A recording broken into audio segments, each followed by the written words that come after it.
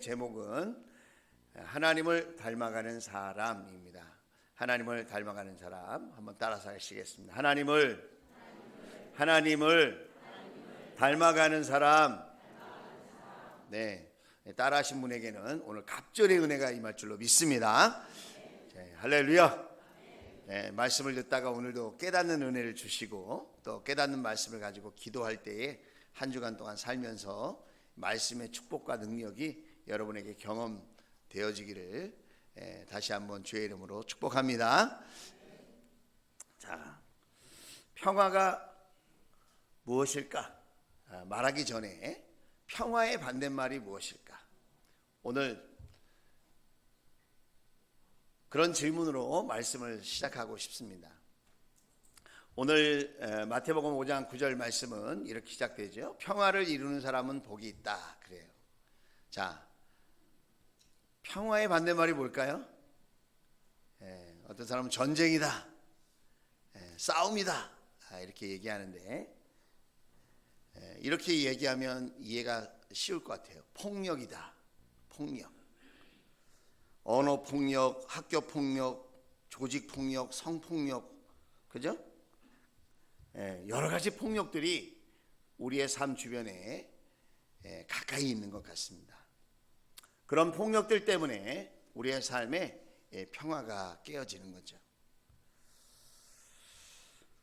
1945년도에 뉴욕에, 미국 뉴욕에 뉴욕 그 한복판에 유엔 총회를 만들었습니다. 자, 그림을 하나 보여드릴게요.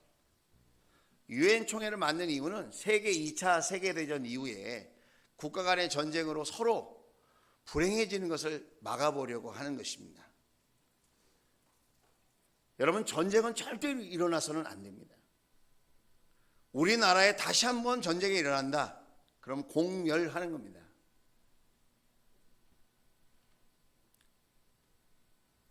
얼마나 전쟁이 끔찍했던지 1945년도에 많은 나라들이 뜻을 모아서 더 이상 지구상에 전쟁이 없도록 평화가 지켜지도록 우리가 노력을 하자. 국가 간의 갈등을 조정하고 서로 대화를 통해서 싸우지 말고 전쟁하지 말고 폭력을 행사하지 말고 같이 대화하고 의논하면서 평화를 유지하면서 살아보자. 여러분, 그렇게 됐을까요? 아이러니하게도 유엔 총회가 만들어진 이후부터 단 하루도 지구상에 전쟁이 없었던 적이 없다는 거예요. 날마다 전쟁이 있어요. 지금도 전쟁이 있죠. 우크라이나와 러시아 전쟁이 지금도 계속되고 있고 그 외에도 아프리카의 내전이 계속되고 있습니다. 부족 간의 전쟁이 계속해서 일어나고 있는 것입니다. 어느 한 집에서 밥을 먹다가 부모님이 아이들하고 이렇게 밥을 먹다가 이런 얘기를 했대요. 얘들아, 우리 집에 평화가 있는 것 같니? 이렇게 물어봤어요. 밥을 먹으면서. 그런데 아이들이 뭐라고 대답을 했냐면 이렇게 대답을 했대요. 엄마 아빠 맨날 부부싸움 하잖아. 평화는 무슨 얼어 죽을 평화가 있어. 초등학교 4학년 다니는 애가 그렇게 이야기했다는 거예요. 여러분은 평화가 있으십니까? 지난 한 주간 동안 여러분의 일터, 학교,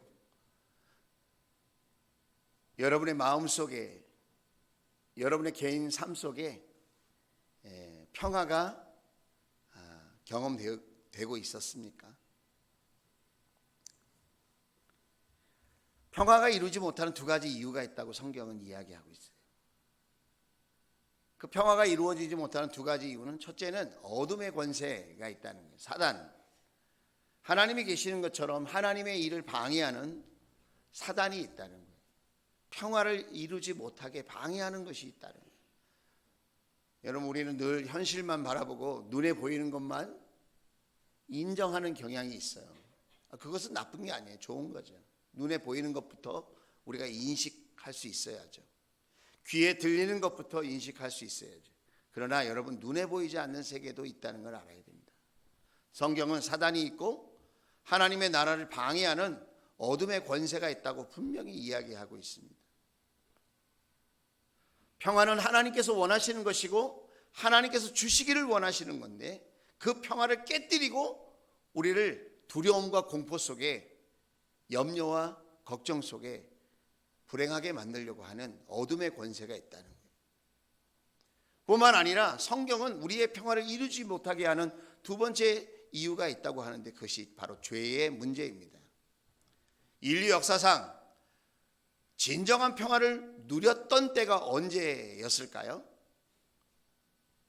성경은 에덴 동산에 아담과 하와를 처음 만들었을 때, 그때의 진정한 하나님의 평화가 이루어졌다고 이야기를 하고 있어요.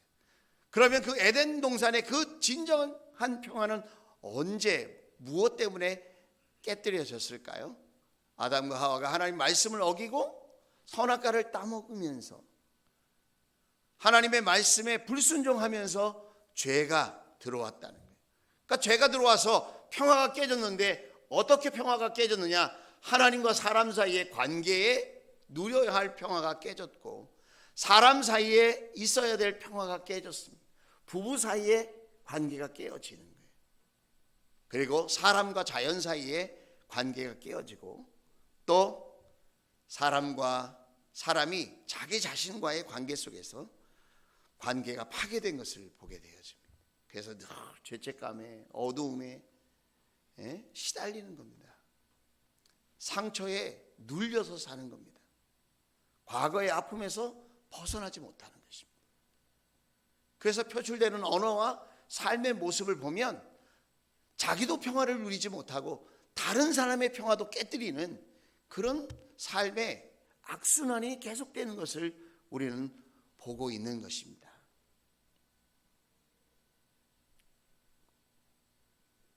성경에는 평화라는 말이 약 400번 나온다고 해요.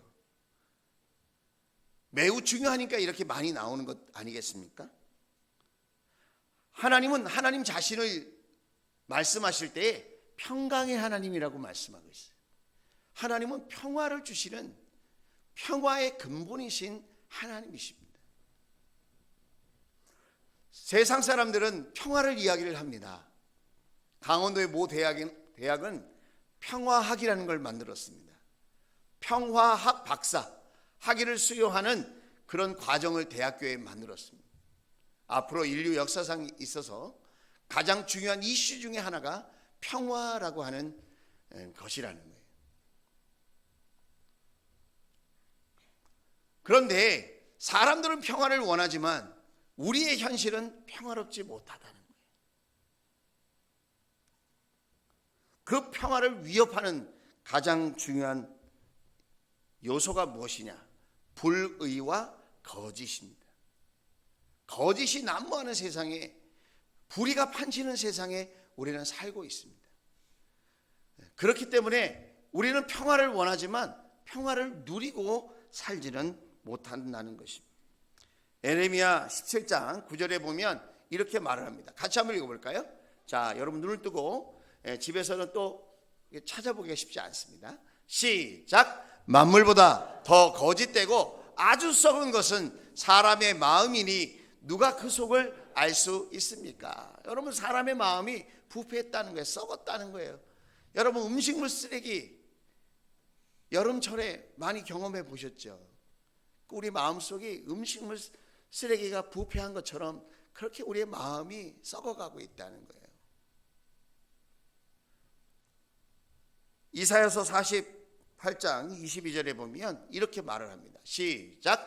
주님께서 말씀하신다. 악인들에게는 평화가 없다. 평화가 없는 이유, 마음이 썩었어요.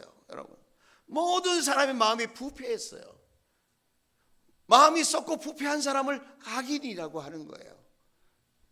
하나님의 말씀을 멀리 떠나 하나님의 사랑을 외면하고 등지고 사는 사람들, 그런 사람들에게는 평화가 없다는 거예요.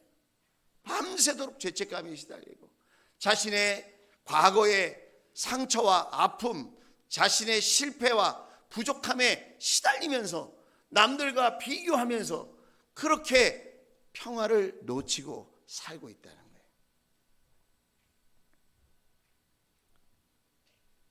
그렇다면 우리는 어떻게 평화를 여러분 누리고 살아갈 수 있을까요?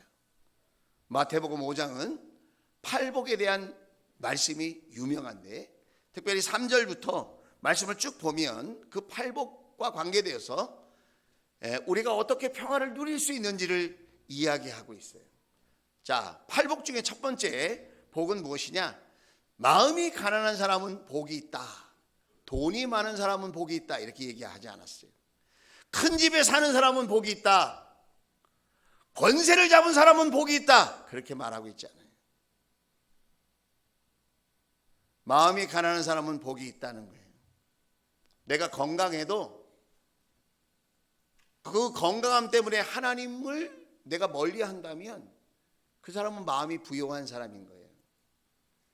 자기 것으로 나는 이미 배부르다고 생각하는 사람, 그런 사람은 복이 없는 거죠. 오히려 병이 들었고 연약하지만 가난하지만 힘이 없지만 형편이 어렵지만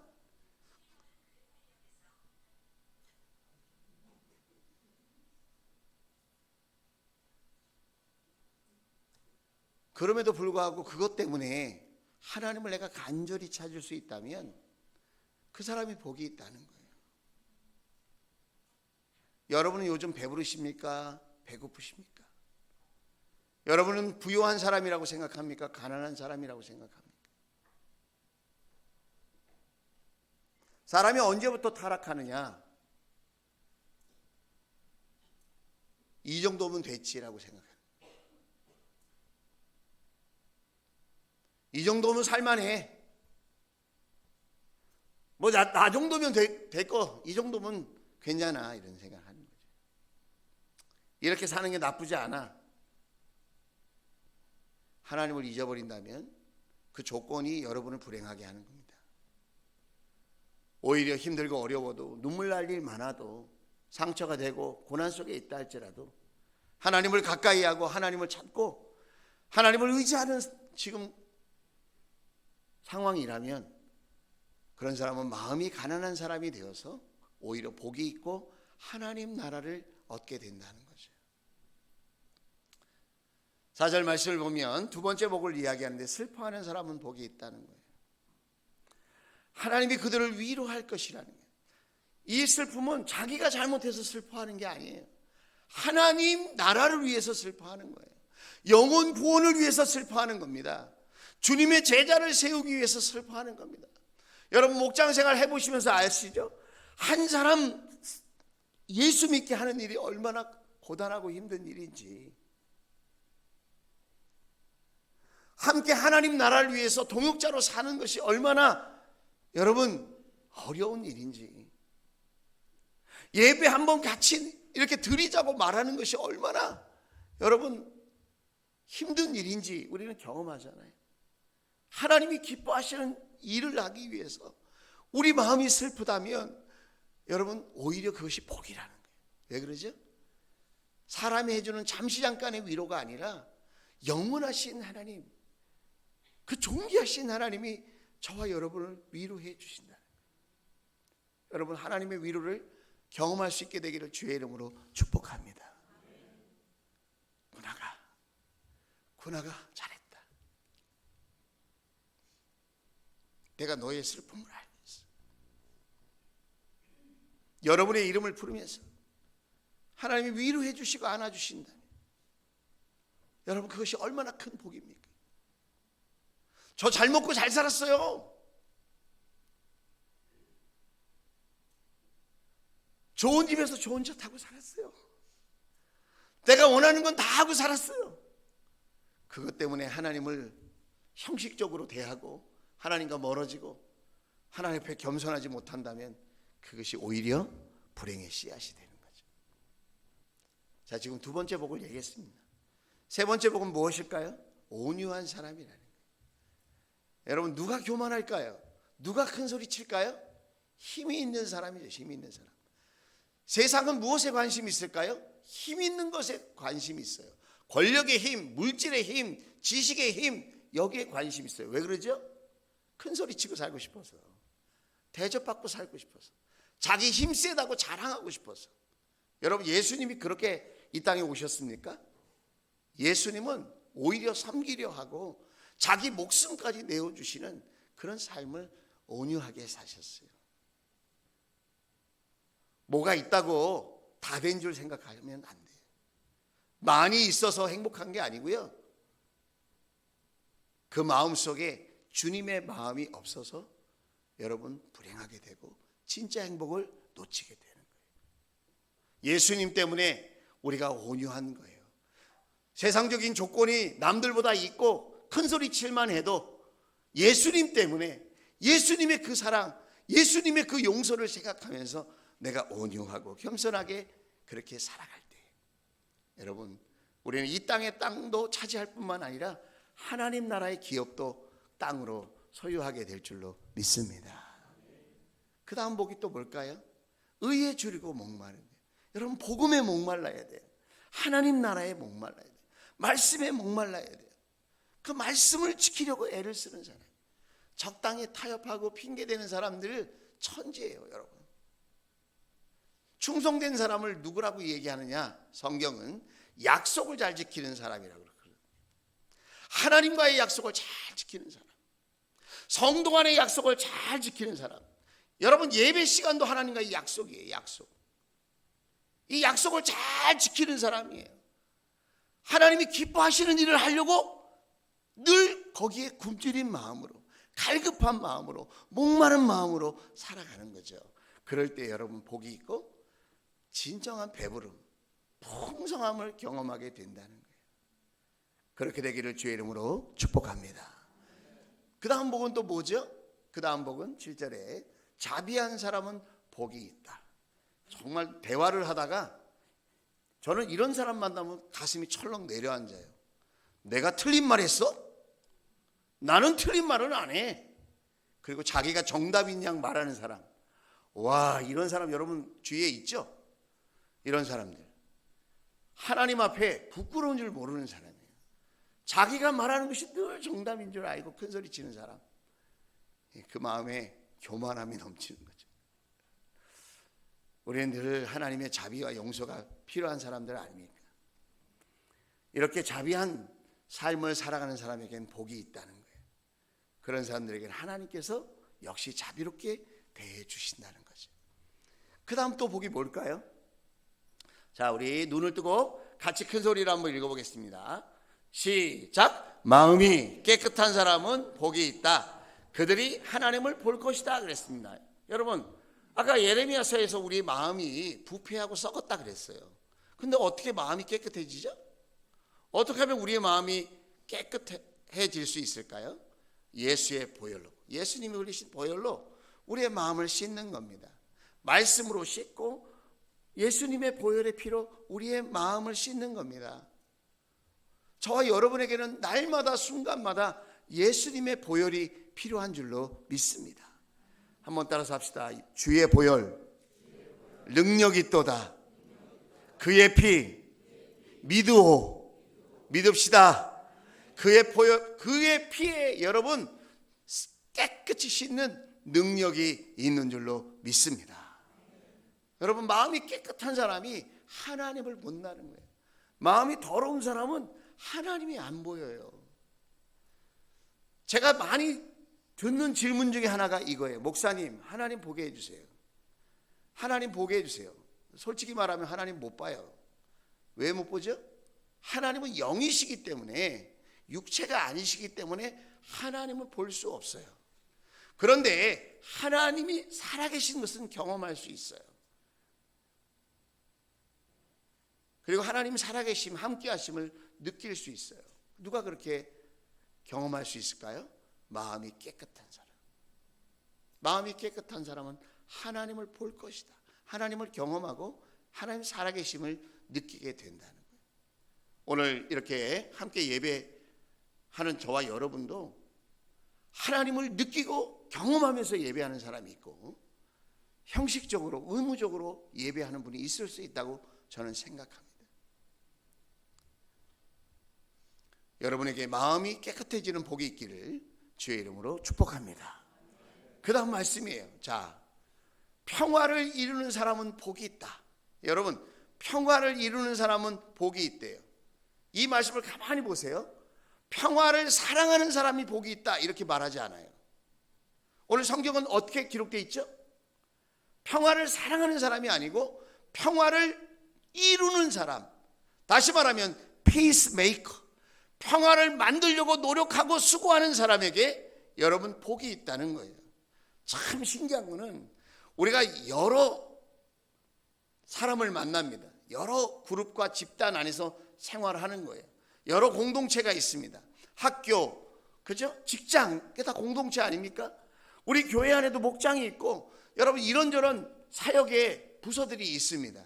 그런데 어떤 사람은 그 사람만 가면 평화가 이루어져요. 그 사람만 가면 기쁨이 넘쳐요. 감사가 넘쳐요. 근데 어떤 사람은 가기만 하면 분쟁이 터져요. 시끄러워요. 싸워요. 다퉈요. 갈등이 막 일어나요. 평화를 이루는 사람은 복이 있대요. 나는 평화를 도모하는 사람인가? 나는 평화를 만드는 사람인가? 아니면 나는 평화를 깨뜨리는 사람인가? 여러분 가정에서 여러분의 모습은 어떤 모습입니까? 여러분의 일터와 여러분이 만남을 갖는 그 크고 작은 공동체에서 여러분은 어떤 사람이세요? 우리의 목장 생활 가운데 여러분은 평화를 심고 평화를 만드는 사람입니까? 아니면 다툼과 갈등을 조장하는 사람입니까? 오늘 성경은 평화를 이루는 사람이 복이 있다, 그렇게 말씀하고 있다는 사실을 우리가 기억해야 합니다. 히브리서 12장 14절 말씀을 보면 이렇게 말씀하고 있어요. 자, 히브리서 12장 14절 말씀인데요, 같이 읽어볼까요? 시작. 모든 사람과 더불어 화평하게 지내고 거룩하게 살기를 힘쓰십시오. 거룩해지지 않고서는 아무도 주님을 뵙지 못할 것입니다. 그랬습니다. 여러분 평화, 화평하는 삶과 연결되어 있는 삶이 있는데 그게 거룩한 삶이라는 거예요. 여러분 거룩하다는 말은 구별된다는 말인데, 구별된다는 말은 내 힘으로 구별된다는 말이 아니고 하나님의 은혜로 구별된다는 것입니다. 내 힘으로 거룩하게 사는 것, 내 힘으로 깨끗하게 사는 것, 내 힘으로 순결하게 사는 것은 며칠 못 가요. 아니 며칠이 무슨 말입니까? 몇 시간도 못 가고요, 몇 분도 못 가요. 내 힘으로는 거룩하게 살 수가 없어요. 하나님께서 은혜를 부어주셔야, 하나님께서 은혜로 우리를 붙들어 주셔야, 하나님께서 그 십자가의 사랑과 용서로 우리를 붙들어 주셔야, 그리고 그 사랑을 깨닫고 그 용서를 깨달아야, 내 힘으로 사는 게 아니고 내가 나의 어떠함, 나의 잘난 맛으로 사는 게, 내 실력으로 사는 게 아니고 하나님의 은혜로 사는 거지.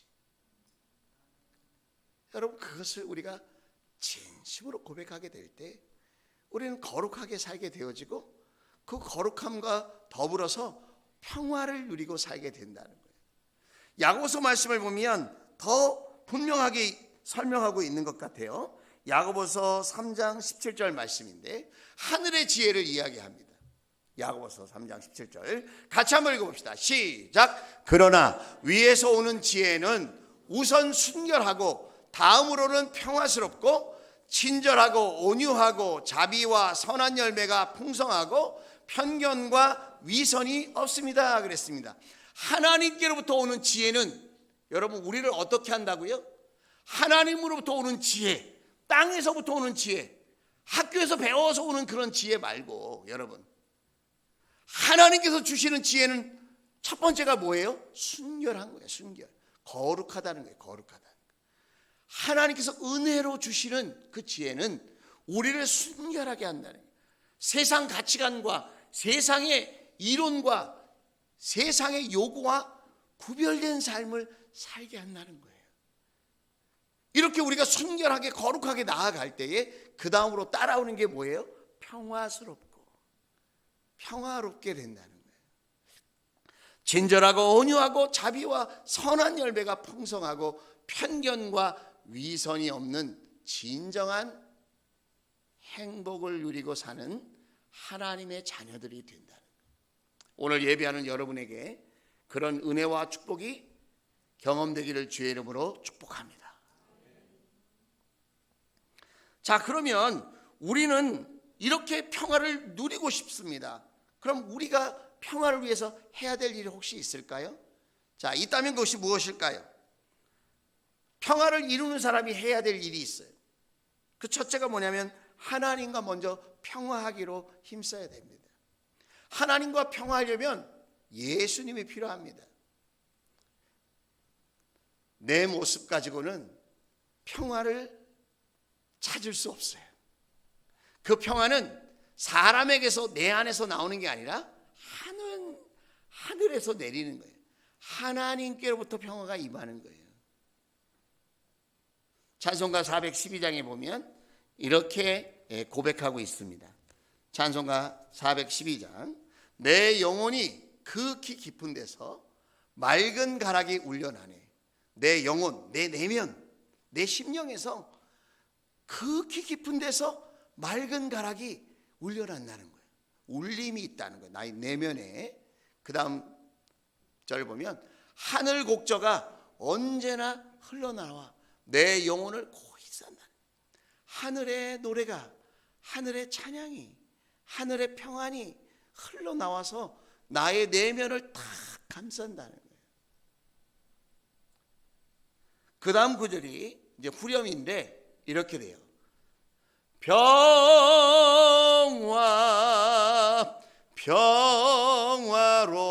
평화로다 하늘 위에서 내려오네. 그 사랑의 물결이 영원토록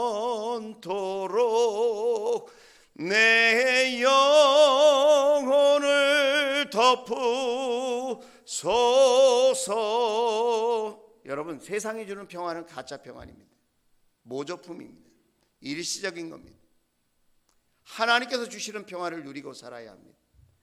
우리가 고난이 커서 이 세상이 힘들고 어려워서 여러분 불행해지는 게 아닙니다. 하나님이 주시는 평화를 받아 누리지 못하기 때문에 그렇다는 거예요. 우리가 하나님의 그 평화를 사모하는 마음으로 십자가를 붙들어야 될 줄로 믿습니다. 예수님 의지하고 나가면, 예수 십자가를 날마다 든든히 붙들면 하나님의 평화가 나에게 임하게 될 줄로 믿습니다. 그것은 하나님의 약속입니다. 여러분, 교회를 오래 다녀야 받을 수 있는 게 아니고요, 성경 지식이 많아야 얻을 수 있는 복이 아닙니다. 오늘 누구라도 예수 그리스도를 믿는 믿음으로 하나님 내 죄를 용서하시고 나에게 하늘의 평화를 부어 주시옵소서. 여러분, 우리가 하나님의 평화를 사모하면 예수 그리스도 안에서 그 평화가 우리에게 부어지게 될 줄로 믿습니다. 한번 따라서 합시다. 하나님과 평화해야 합니다. 여러분, 예수 그리스도를 통하여 하나님과 평화할 수 있게 되기를 주의 이름으로 축복합니다. 두 번째로 우리가 해야 될 일이 무엇입니까? 다른 사람들이 하나님과 평화하도록, 그 평화를 누리도록 도와야 합니다. 어떻게 도울 수 있을까요? 예수님을 소개하는 겁니다. 돈으로 안 돼요. 여러분, 높은 지위로 안 돼요. 그것으로 행복하다고 생각하면 천만의 말씀입니다. 여러분, 사랑을 돈으로 경험할 수 있습니까? 사랑을 지식으로, 권력으로 얻을 수 있습니까? 만약에 그렇게 얻어지는 사랑이라면 제가 단언컨대 여러분, 그건 진짜 사랑이 아닙니다. 사랑은 그렇게 얻을 수 있는 게 아닙니다. 세상의 것으로 얻어지는 게 아닙니다. 진정한 사랑은 예수 그리스도 안에 있습니다. 그 사랑 안에 우리가 있을 때 우리가 처음에 느꼈던 그 순수했던 사랑을 우리가 다른 사람과도 공유하며 나누며 우정을 베풀며 그렇게 살 수 있게 되는 것입니다. 오늘 우리 이웃들에게 필요한 것은 세상에 많은 것들이 있겠지만 그 어떤 것보다도 먼저 도와주고 섬겨줘야 할 것은 그들에게 예수님을 전하는 것입니다. 예수님을 나눌 때 여러분 거기에 진정한 평화가 임합니다. 오늘 여러 가지 삶의 문제로 사로잡힌 것들이 있다 할지라도 나의 평안을 빼앗아가고 늘 근심 걱정하게 하고 미운 다툼 시기 질투에 흔들리게 하는 내 삶의 모습이 있다 할지라도 예수님이 오셔서 그 흘리신 보혈로 덮어주시고 저와 여러분을 하나님 자녀 되게 해주신다면 올해는 새롭게 출발할 수 있게 되어질 줄로 믿습니다. 이웃들에게 예수님을 전하는 저와 여러분 될 수 있기를 주의 이름으로 축복합니다. 세 번째는 여러분 우리가 해야 될 일이 무엇입니까? 사람들끼리 평화롭게 지내는 거예요. 참 쉽지 않아요. 교회 다니는 사람들은 사람들끼리 평화롭게 지낼까요? 그랬으면 얼마나 좋겠습니까? 교회 다니는 사람도 여러분 평화롭게 지낸다는 것이 쉽지 않다는 것을 여러분도 느끼고 저도 느낍니다. 왜 그럴까요?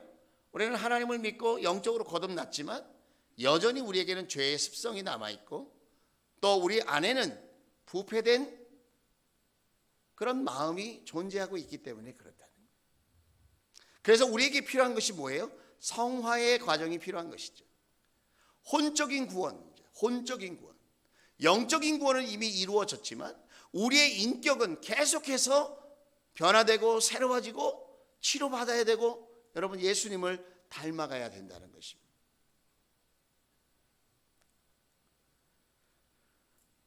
그래서 우리는 사람들끼리 평화롭게 살기 위해서 노력해야 됩니다. 노력해야 돼요.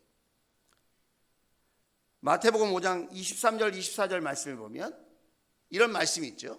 그러므로 내가 제단에 제물을 드리려고 하다가 내 형제나 자매가 내게 어떤 원한을 품고 있다는 생각이 나거든.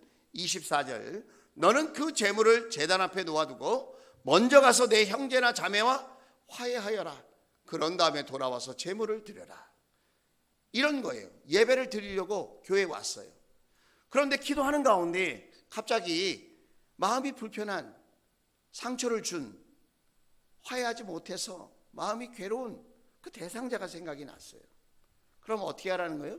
그런 생각을 무시하지 말고 그 문제를 해결하라는 거예요. 먼저 가서 내 형제나 자매와 화해해라. 화해하라고 주님은 말씀하십니다. 화해하고 끝나는 거예요? 화해하고 돌아와서 어떻게 하라고요? 제물을 드려라. 이 말은 예배를 드려라 이 말이에요. 여러분 혹시 지금 예배할 때에 여러분 마음에 불편함을 주는 어떤 사람이 떠오르지 않습니까? 여러분에게 시기와 질투를 느끼게 하는 그 한 사람, 여러분으로 하여금 하나님 앞에 집중하지 못하게 하는 관계들, 그런 사건들, 혹시 그런 게 있지는 않습니까? 그것을 위해서 기도하고 여러분 화해할 수 있도록 노력할 수 있게 되기를 주의 이름으로 축복합니다. 그런 은혜가 있을지어다. 저 같은 경우에도 참 눈만 감으면 떠오르는 사람이 있었어요. 좋은 이미지로 떠오르는 게 아니라 나에게 상처를 주고 나에게 아픔을 주는 사람으로 떠오르는 거예요. 그 사람 때문에 오랜 시간 동안 기도했어요. 그 사람이 참 걸림돌이 되더라고요. 그래서 주님 앞에 어떻게 하면 좋겠냐고, 기도가 안 되고 예배의 감격이 사라지고 그 악한 모습만 자꾸 떠오르고 상처 준 그 일이 자꾸 불현듯 떠올라서 너무너무 영적으로 방해가 되는 거예요. 그런데 나중에 알았어요. 제가 회개해야 될 일이라는 것을 알았어요. 제가 하나님 앞에 회개했습니다. 그 사람이 나에게 나쁘게 한 것은 맞지만 내가 그 사람을 사랑하지 못한 것에 대해서, 그 사람을 축복하지 못한 것에 대해서 제가 회개했습니다. 그리고는 성경 말씀을 보는데 성경 말씀에 그 이야기가 다 기록되어 있더라고요. 제가 소개해 볼게요. 마태복음 5장 43절입니다. 자, 지금서부터 쭉 한번 읽어보겠습니다. 한 절씩 넘겨주세요. 자, 같이 읽겠습니다. 시작. 내 이웃을 사랑하고 내 원수를 미워하여라 하고 말한 것을 너희는 들었다. 그러나 나는 너희에게 말한다. 너의 원수를 사랑하고 너희를 박해하는 사람을 위하여 기도하여라. 45절. 그래야만 너희가 하늘에 계신 너희 아버지의 자녀가 될 것이다. 아버지께서는 악한 사람에게나 선한 사람에게나 똑같이 해를 떠오르게 하시고 의로운 사람에게나 불의한 사람에게나 똑같이 비를 내려주신다. 너희를 사랑하는 사람만 너희가 사랑하면 무슨 상을 받겠느냐? 세리도 그만큼은 하지 않느냐 그랬습니다. 또 47절. 너희가 너희 형제 자매들에게만 인사를 하면서 지내면 남보다 나을 것이 무엇이냐? 이방 사람들도 그만큼은 하지 않느냐? 48절 같이 읽겠습니다. 시작. 그러므로 하늘에 계신 너희 아버지께서 완전하신 것 같이 너희도 완전하여라 그랬습니다. 여러분, 이 말씀이 정말 비수처럼 가슴에 팍 박히더라고요. 내가 생각할 때는 그 사람이 악한 사람인데 그 사람이 생각할 때는 제가 악할 수도 있지 않겠어요? 제 입장에서는 그 사람이 나한테 상처 준 사람이지만 그 사람 입장에서는 제가 상처 줬을 수도 있다고 생각하는 것, 그것이 순리가 아닐까요? 그 사람만 나쁘고 저는 다 의롭습니까? 여러분의 인간관계는 어떠세요? 여러분 주위에 있는 사람은 다 나쁜 사람이고 여러분만 좋은 사람입니까? 여러분만 의롭고 여러분만 완벽하고 여러분 주변에 있는 사람은 다 상처 주고 나쁜 말을 하고 나쁜 행동을 하는 그런 모든 것이 나쁜 사람입니까? 그렇지 않다는 거예요. 여러분, 그렇지 않아요. 하나님은 그래서 악한 사람이나 좋은 사람이나 동일하게 비를 내려주신다 그래요. 하나님이 보실 때에는 여러분 다 똑같은 사람들이라는 거예요. 다 똑같은 사람.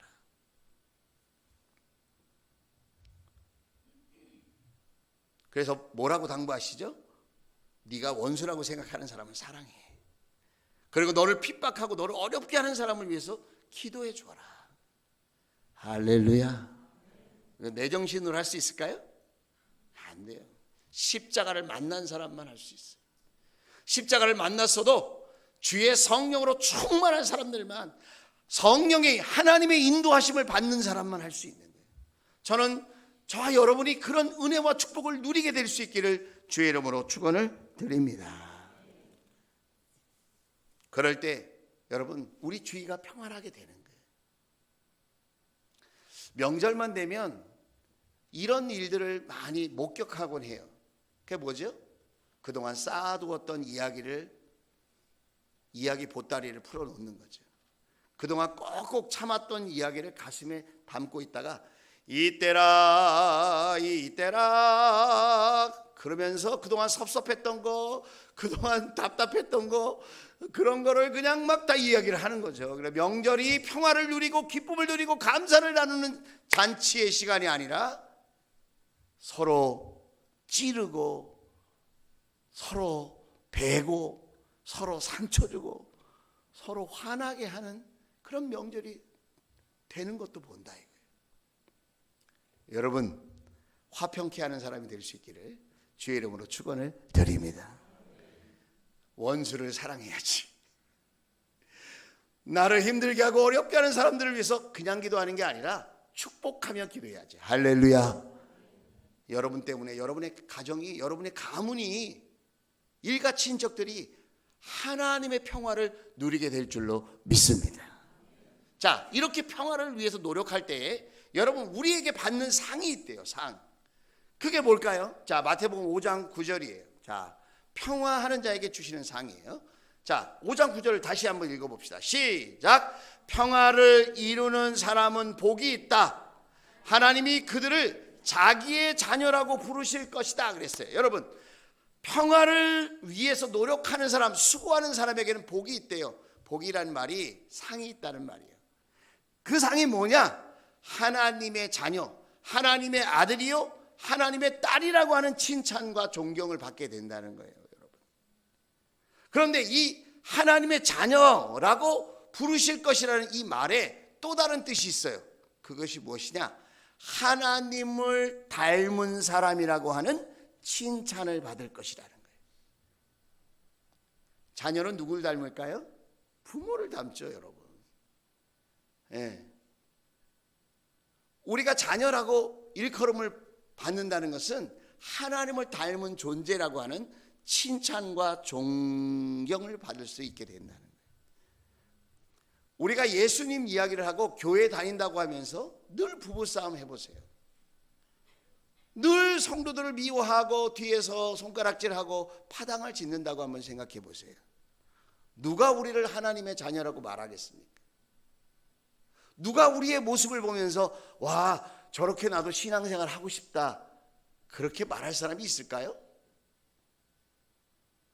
명절 때도 마찬가지입니다. 여러분의 가정생활도 마찬가지입니다. 여러분의 목장생활도 마찬가지입니다. 여러분, 평화를 위해서 쓰임받게 되기를 주의 이름으로 축복합니다. 여러분이 칭찬과 존경을 받는 그런 하나님의 사람이 되어질 줄로 믿습니다. 마지막으로 여러분에게 영화 한 편을 소개해 주고 싶습니다. Good Will Hunting이라고 하는 영화인데 1997년도에 나온 영화입니다. 저는 이 영화를 보면서 많이 울었던 것 같아요. 우리 목자 목녀님들은 꼭 볼 수 있기를 제가 강력히 추천드리고, 우리 사랑하는 부모님들은 자녀와 함께 더 아름다운 삶을 살기 위해서 꼭 이 영화를 보시기를 바랍니다. 영화는 따뜻하고 좋은 영화도 있지만 어둡고 이상한 영화도 많다는 걸 아셔야 됩니다. Good Will Hunting의 명장면을 여러분에게 약 2분 동안 보여드리겠습니다. 조명을 꺼주시고 집중해서 한번 보시면 좋겠습니다.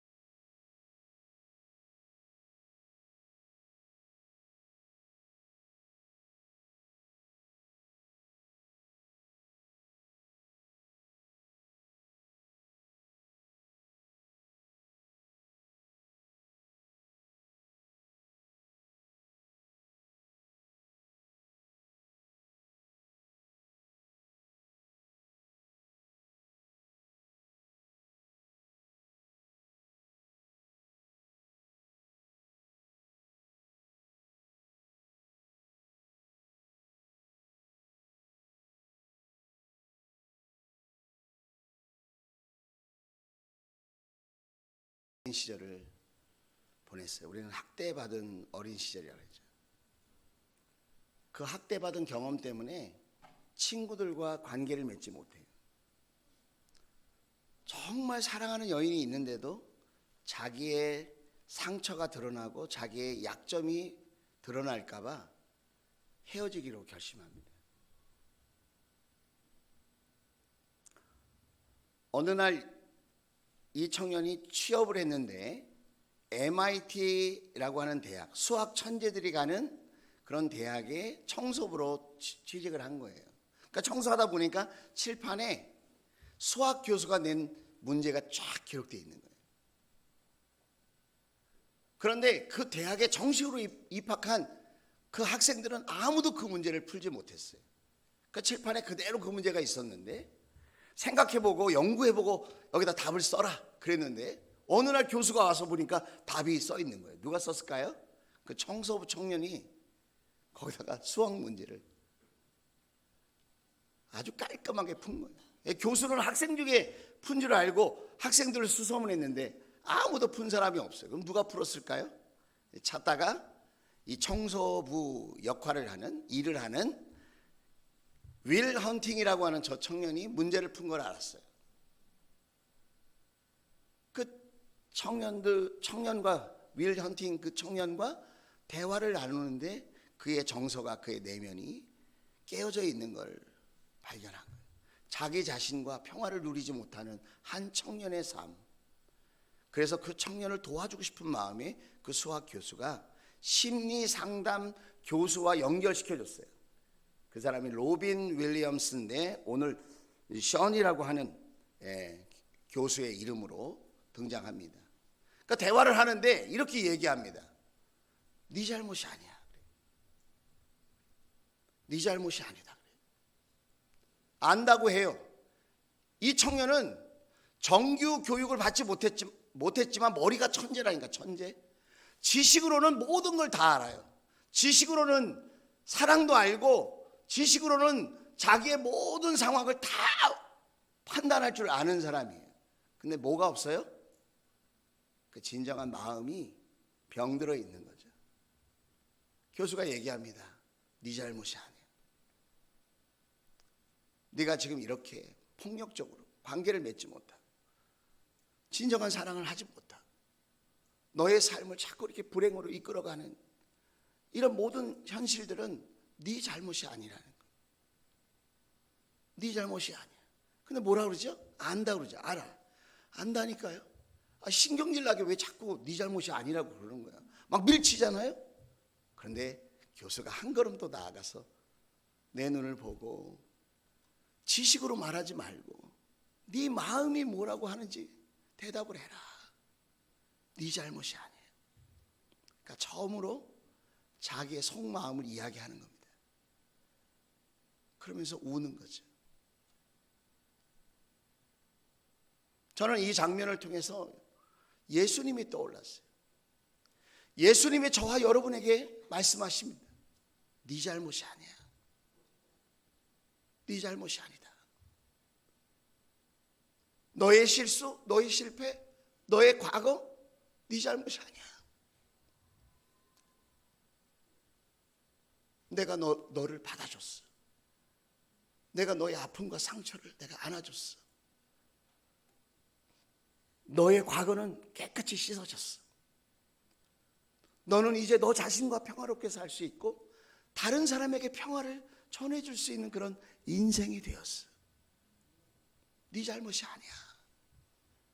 저는 종종 이런 분들을 만납니다.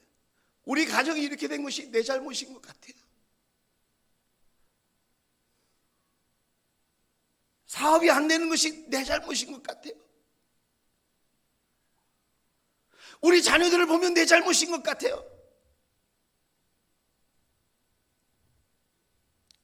자신의 잘못을 깨달아야 될 때도 있지만 모든 것이 자기의 책임이라고 생각하는 것 또한 주님이 원하시는 건 아닙니다. 여러분이 주님 앞에 나아갔다면 주님의 용서를 받아들이세요. 주님이 여러분을 평화롭게 만들어 주시기를 원하시는 줄로 믿습니다. 너의 잘못이 아니라고 얘기하시는데 여러분 그 사실에 대하여 마음속으로 아멘할 수 있게 되기를 주의 이름으로 축원을 드립니다. 저는 소원이 있습니다. 오늘부터, 아니 지금부터 우리 사랑하는 주원 가족들이 평화를 이루기 위하여 노력하는 삶을 사는 거예요. 내 삶이 완벽하지 않다는 걸 아는 거죠. 내 삶이 불완전하다는 걸 인정하는 거죠. 나에게 예수님의 용서와 사랑이 여전히 필요하다는 것을 여러분 믿음으로 고백하는 거죠. 이 청년은 진짜 사랑하는 여인과 헤어졌습니다. 왜요? 너무 사랑하는 그 여인에게 자신의 추함과 연약함을 보여주기 싫어서. 좋을 때 헤어지자. 교수가 얘기합니다. 사람의 관계란 완전하지 않다는 걸 서로 깨닫고 서로의 부족함을 채워주는 거야. 서로의 연약함을 도와주는 거야. 그 어떤 사람도 완벽하지 않아. 그러면서 이 교수가요, 자기 아내 방귀 낀 얘기를 해요. 나는 우리 아내가 자다가 방귀 끼는 소리에 깬 사람이야. 그래도 나는 우리 아내가 사랑스러워. 그게 전혀 흉이 아니야. 우리가 목장 생활하면서 나의 허물과 연약함을 보이기 싫어한다면 여러분 진정한 교제의 기쁨을 놓치게 될 거예요. 나의 허물을 보이고서도 그 모든 것들을 사랑으로 돕고 오히려 서로 섬기는 관계가 되어질 때 여러분 우리는 하나님이 주시는 평화를 누리는 복된 삶을 살게 되어질 줄로 믿습니다. 남편을 너무 기대하지 마세요. 완벽하지 않아요. 아내를 너무 여러분 기대하지 마세요. 불완전해요. 저도 여러분도 마찬가지예요. 우리에게는 누가 필요해요? 예수님이 필요해요. 우리는 서로 돕고 살 때 평화를 누리게 되어질 줄로 믿습니다. 우리가 이렇게 서로 평화를 위해서 노력할 때 하나님이 말씀하십니다. 너는 하나님을 닮은 나의 자녀야. 너는 나를 닮았어. 세상 사람들이 말할 것입니다. 주원교회 다니는 저 집사님은 하나님을 닮은 사람이야. 여러분 그런 칭찬과 존경을 받을 수 있는 저와 여러분 될 수 있기를 주의 이름으로 축복합니다. 기도합시다.